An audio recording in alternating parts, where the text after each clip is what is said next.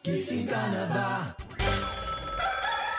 Problema nyo ba ang mausok na sasakyan? Huwag kayong mag-alala dahil narito na ang imbensyong talagang kakaiba kasama ang ating kasambahay na si Mr.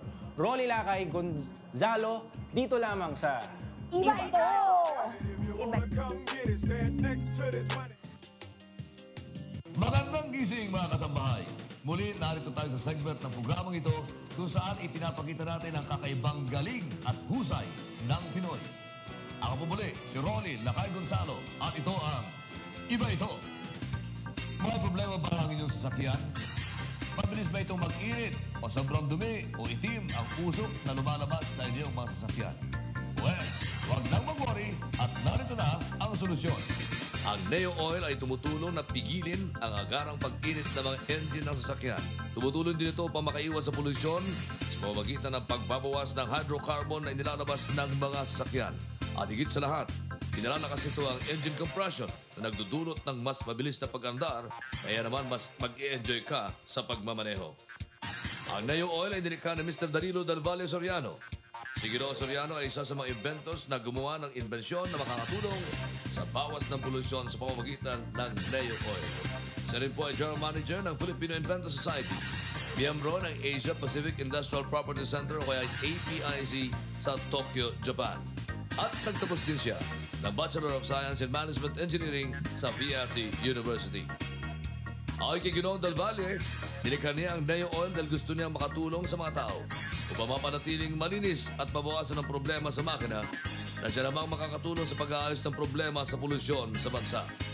Isa rin sa mga dahilan niya sa imbensyong Neo Oil ay ang mapangalagaan ng kalikasan sa pamamagitan ng pagprotekta sa ating ozone layer.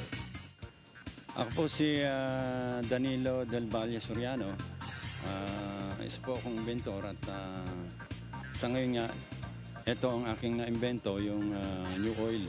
Actually, matagal na rin ito sa market. Pero ito, nag-umpisa ito sa mga high-end, yung tinatawag na yung sa mayayaman. Pero ngayon, unti-unti kong gustong maabot yung masa. At kanya nga nandito rin ako at nakita niyo naman kanina yung ating demonstration. Alam mo, sa problema ng ating bansa, lalo na yung global warming, ano? At yan ang dahilan yan yung smoke belching. Na kung makikita natin ngayon, ang lalakas na ng ulan, nalulubog ang Maynila pag hindi napigilan itong mga smoke belching. So sa ngayon, naglilibot kami sa lahat ng mga association ng jeep. Nagbibigay ako ng mga libreng oil na ito doon sa pinakamauusok. Nakita niyo naman siguro kung gaano ka itim na usok ang natanggal namin.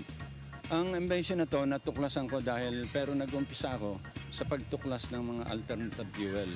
Yung katulad ng splitting of water to hydrogen. At ito, kung yung sa amin talagang garayan ng mga jeepney driver, marami nang nakasubok na to. At 1992 ako nung pumasok as member ng Filipino Inventor Society. 1993, naging general manager ako ng cooperative nila. At 1997, ako rin yung naging general manager ng Filipino Inventor Society. So nakita ko yung mga invention dyan at siyempre ang pag-i-invent kailangan ano ba talaga yung problema na kailangan masolusyonan.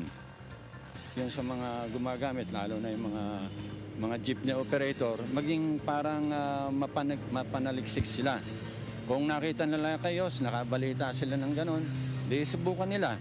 Kung nakakita sila ng kung ano-ano pang mga subukan nila, dahil sila rin ang magpapatunay. Katulad nito, hindi ako magpapatunay na maganda to, kundi ang kailangan yung gumagamit. At so far naman, sa taon na ng paglalagay ko nito, ang ganda ng response. Inaanyayahan ang mga nanonood para kanila namang subukan itong Invention Pinoy. Tangkilikin po natin ang Invention Pinoy. Ito, meron pang tricycle, kung makikita nyo.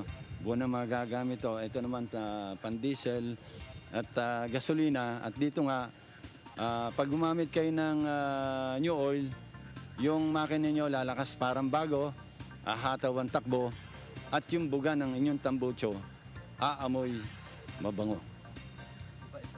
Iba ito. Gawang Pinoy. Ayan po mga kasambahay ang Neo Oil ni Ginoong Danilo del Valle Soriano. Tatak Pinoy, galing Pinoy. Hanggang sa susunod na episode, ako pa rin po si Ronnie Lakay Gonzalo, ang inyong kaagapay. At ito ang Iba Ito.